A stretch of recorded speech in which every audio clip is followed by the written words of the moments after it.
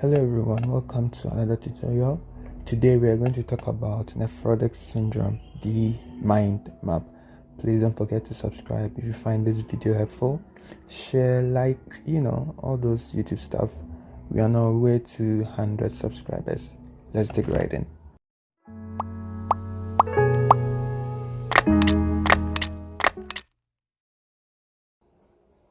Like I said, we are talking about nephrotic syndrome, the mind map, but I decided to choose a little bit of a cheesy theme, which is my urine is foamy. That is a classic nephrotic syndrome presentation. Now, first of all, we just begin by defining what nephrotic syndrome. So basically, it's just a glomerular disease or disorder which is identified mainly. Now, the word that I'm stressing on is mainly by proteinuria. So there's this kind of damage to the glomerulus, and we know the glomerulus is just the filtration unit, which is made up of fenestrated endothelial cells, glomerular basement membrane, the visceral epithelial cells, which is also known as the podocyte, and we have these kind of macrophage cells, which are specially termed as mesangial cells. Let's quickly talk about the basic pathogenesis of nephrotic syndrome. And so we started off by saying there's this kind of damage to the glomerulus, and that would result in podocyte disruption. So the podocytes are just these food processes, right? So they get disrupted, and that also tends to affect the charge barrier. And then let's see what happens from there. We know that albumin is a large protein, the major protein in the serum, and it is really charged.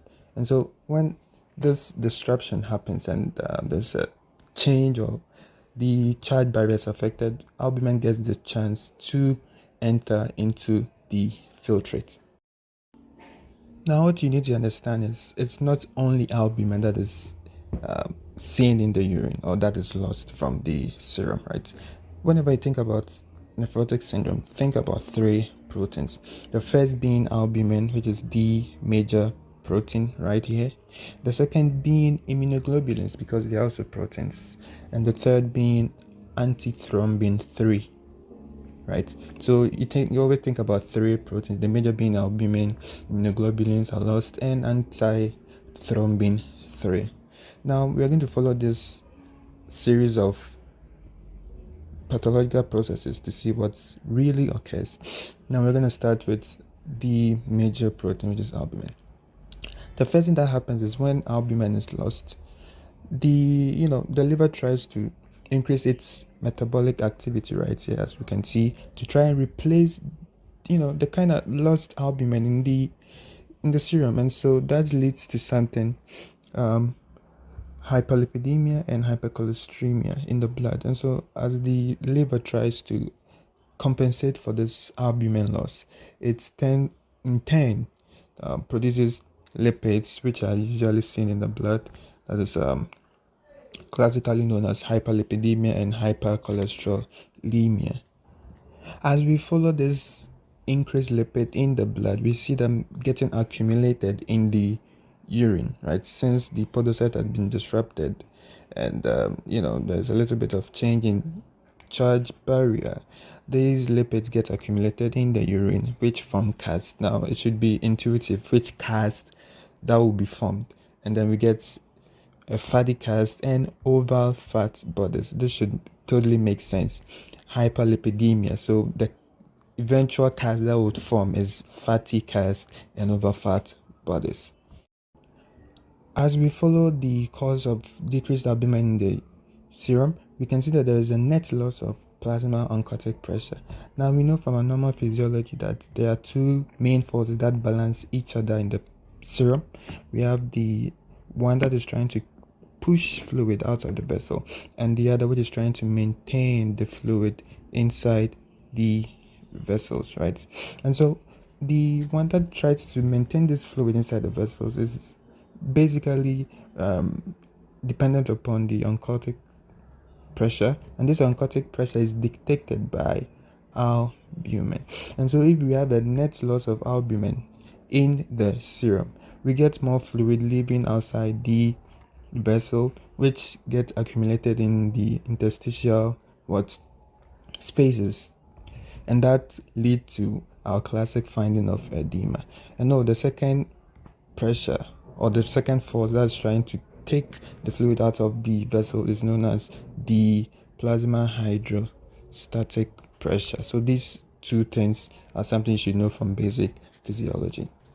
And so we can see right here our classic edema finding due to decreased albumin and decreased oncotic pressure, which finally leads to edema.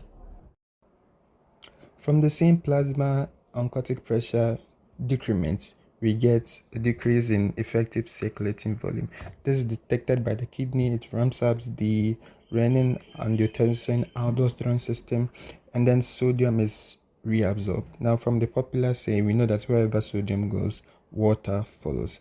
And so we get a little bit of hypertension.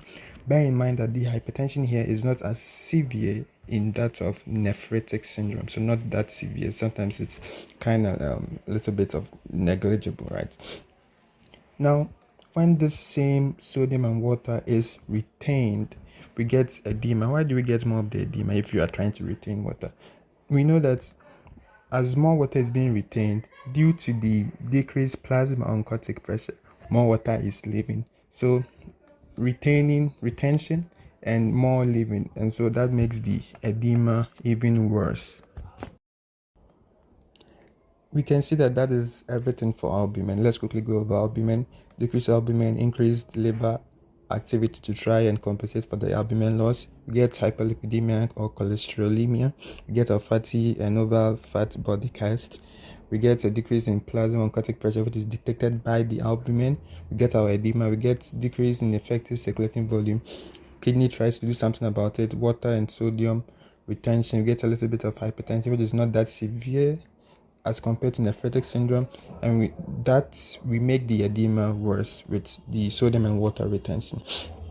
Now let's move on to the other things that are decreased. First up, we start with the immunoglobulins. So when immunoglobulins, we know they are the antibodies, right? And so this should also make sense when there's a decrease in antibodies. That's an increased risk factor for any type of infections or various type of infection. And so this is termed as hypogammaglobulinemia. Wow, that's a mouthful. Next up, we have a decrease in the anti-thrombin 3, which is this protein which prevents clot, right? Prevents abnormal clot. And so with a decrease in anti-thrombin 3, this should also make sense. There should be an increased risk factor for thrombosis or clot forming. And most of the time, the clots that are seen are renal clots or renal thrombosis. And we can have a little bit of deep vein thrombosis, which could progress to pulmonary thromboembolisms. So this should also make sense. A loss of something which prevents clotting, and so there will be increased risk for thrombosis, which is clotting, and then that's also a classic finding.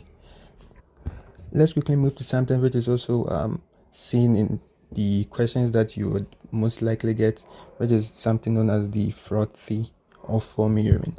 And we can see that's our theme for the tutorial. And so most of the time, patients or clinical questions that you might see would describe a child or maybe an adult having a frothy or foamy urine, and this is basically due to the proteinuria. Okay, a lot of protein being accumulated in the urine, and so we get this kind of foamy appearance or frothy urine appearance. And so guys, that's it for the mind map. But wait, there's more. We are going to solve a sample question to check your understanding so far. Let's dig right into that too. Alright, we have our clinical vignette here. 11-year-old boy presents to your office with patent edema, proteinuria exceeding 3.5 grams in 24 hours. You suspect that this patient has experienced loss of polyanions in his glomerular basement membranes. Which type of nephrotic syndrome is most likely? Which of the following findings would confirm your diagnosis? One thing you should know about nephrotic syndrome is usually you get in a question proteinuria which is greater than 3.5 grams per 24 hours. And so you should know this figure. It's a classic presentation. Most of the time you wouldn't get this. You would get +2 or +3 protein levels, which also denotes the nephrotic syndrome. Now let's get to the first question. Which type of nephrotic syndrome is most likely? Well, the answer here is minimal change disease. So you have minimal change disease. How do we know this? Now, the patient's age is something that we should consider really, really well. The patient is 11-year-old boy. And so the most common nephrotic syndrome that is experienced in children is minimal change disease. And so that's our answer. On to our second question. Which of the following would confirm your diagnosis? And so the answer is C. It is not WBC cast in urine because that should denote some kind of UTI or acute pyelonephritis. So not A. It is not RBC cast because it's a classic finding in nephrotic syndrome, right?